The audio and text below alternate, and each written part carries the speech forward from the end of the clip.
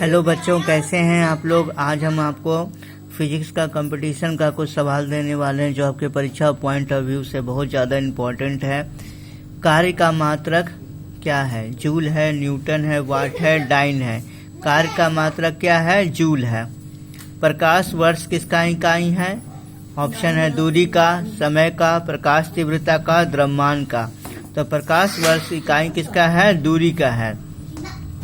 Ampere मात्रक किसका है? एम्पियर जो मात्रक है वह विद्युत धारा का मात्रक है। एम्पियर जो है किसका मात्रक है? विद्युत धारा का मात्रक है। निम्नलिखित में से समय का मात्रक नहीं है। निम्नलिखित में से समय का मात्रक कौन नहीं है? प्रकाश वर्ष जो है समय का मात्रक नहीं है। तो क्या समय का मात्रक है? अधिवर्ष, चंद्रमा। पासेक इकाई किसका है? पासेक जो है वह दूरी का इकाई है। पासेक जो है हमारा किसका इकाई है? दूरी का इकाई है। निम्नलिखित में से सुमेलित नहीं है। सेल्सियस जो है ऊष्मा की इकाई नहीं है। सेल्सियस ऊष्मा की इकाई नहीं है। अकॉन जो है और डेसिबल जो है ध्वनि की प्रबलता की इकाई है। अश्व शक्ति जो है शक्ति की इकाई है। समुद्री मील जो है दूरी की इकाई है। डेसिबल जो है ध्वनि की प्रबलता की इकाई है। अश्व शक्ति शक्ति की इकाई है। समुद्री मील क्या है? दूरी की इकाई है। ल्यूमेन किसका मात्रक है? ज्योति फ्लक्स का मात्रक क्या है? ल्यूमेन है। ल्यूमेन किसका मात्रक है? ज्योति फ्लक्स का मात्रक है। पासक इकाई है। पासक इकाई है किसका? पासक इकाई है किसका? दाब की इकाई है पासक। पासक किसका इकाई है? दाब का इकाई है। पासक किसका इकाई है? दाब का इकाई है।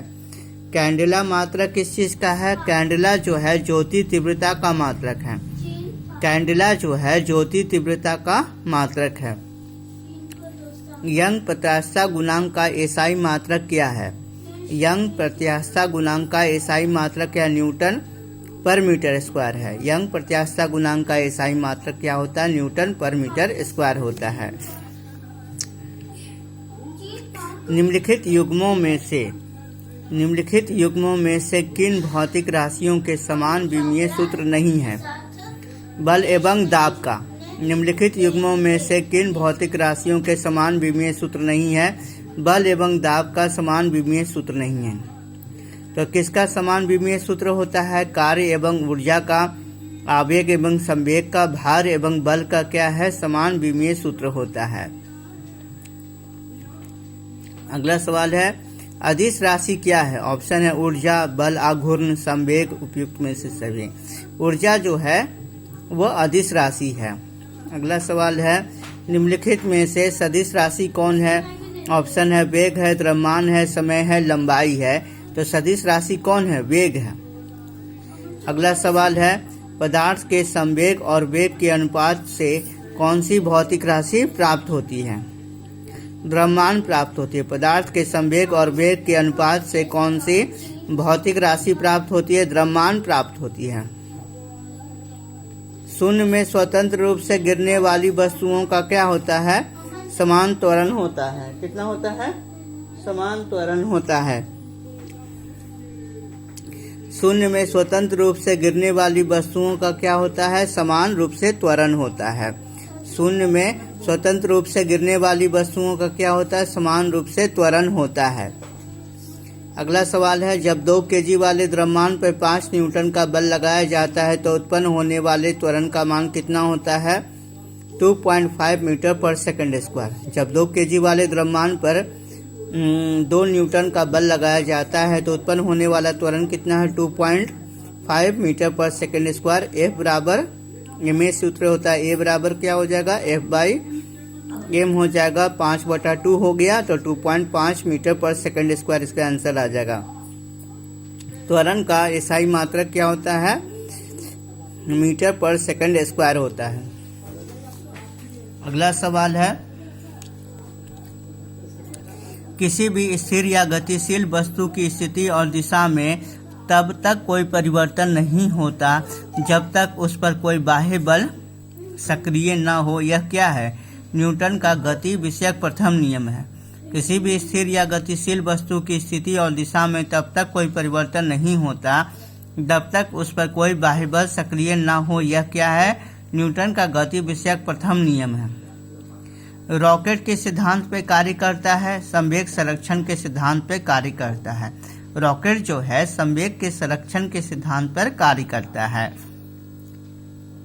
अश्व यदि एकाएक चलना प्रारंभ कर दे तो अश्वारोही के गिरने की आशंका का कारण क्या है? विश्राम का जड़त्व है। अश्व यदि एकाएक चलना प्रारंभ कर दे तो अश्वारोही के गिरने की आशंका का कारण क्या है? विश्राम का जड़त्व है। चलती हुई बस जब अचानक ब्रेक लगाती है तो उसमें बैठे हुए यात्री आगे की दिशा में गिरते हैं। इसको किसके द्वारा समझाया जा सकता है? न्यूटन का पहला नियम। न्यूटन का पहला नियम ही है जड़त्व का नियम। चलती हुई बस जब अचानक ब्रेक लगाती है तो उसमें बैठे हुए यात्री आगे की दिशा में गिरते हैं। इसको किसके द्वारा समझाया जा सकता है? न्यूटन का पहला नियम। बल का गुणनफल क्या है? द्रव्यमान और त्वरण है। बल का गुणनफल क्या है? द्रव्यमान और त्वरण बराबर क्या होता है? द्रव्यमान इंटू त्वरण बराबर बल का गुणनफल प्राप्त होता है। शरीर का वजन क्या होता है? ध्रुवों पे अधिकतम होता है। शरीर का जो वजन है ध्रुवों पे क्या होता है? अधिकतम होता है। अगला सवाल है, किसी मनुष्य का भार पृथ्वी पर यदि 600 न्यूटन है तब चंद्रमा पर उसका भार कितना हो जाएगा? 100 न्यूटन होगा। 600 इंटू 1/6 हो जाएगा तो कट जाएगा तो 100 न्यूटन आ जाएगा। पृथ्वी की सतह पर किसी का भार 29.4 न्यूटन है तो उसका द्रव्यमान कितना हो जाएगा? उसका द्रव्यमान जो हो जाएगा 3 किलोग्राम हो जाएगा। पृथ्वी की सतह पर किसी का भार 29.4 न्यूटन है तो उसका द्रव्यमान कितना हो जाएगा? उसका द्रव्यमान हो जाएगा हमारा 3 न्यूटन, क्योंकि यहाँ पर 9.8 से इसको डिवाइड कर देंगे तो 3 किलोग्राम आ जाएगा। अगला सवाल है, एक अंतरिक्ष यात्री पृथ्वी तल की तुलना में चंद्र तल पर अधिक ऊंची छलांग लगा सकता है, क्योंकि क्या कारण है भाई? चंद्र तल पर गुरुत्वाकर्षण बल पृथ्वी तल की तुलना में क्या होता है? अत्यल्प होता है, कम होता है। एक अंतरिक्ष यात्री पृथ्वी तल की तुलना में चंद्र तल पर अधिक ऊंची छलांग लगा सकता है, क्योंकि चंद्र तल पर गुरुत्वाकर्षण बल पृथ्वी तल की तुलना में कम होता है। अगला सवाल है, 1 किलोग्राम राशि का वजन कितना होता है? 9.8 न्यूटन। 1 किलोग्राम राशि का वजन कितना होता है? 9.8 न्यूटन होता है। जड़त आघूर्ण व कोणीय त्वरण का गुणनफल क्या कहलाता है? टॉर्क कहलाता है। जड़त आघूर्ण इंटू कोणीय त्वरण बराबर क्या होगा? टॉर्क होगा।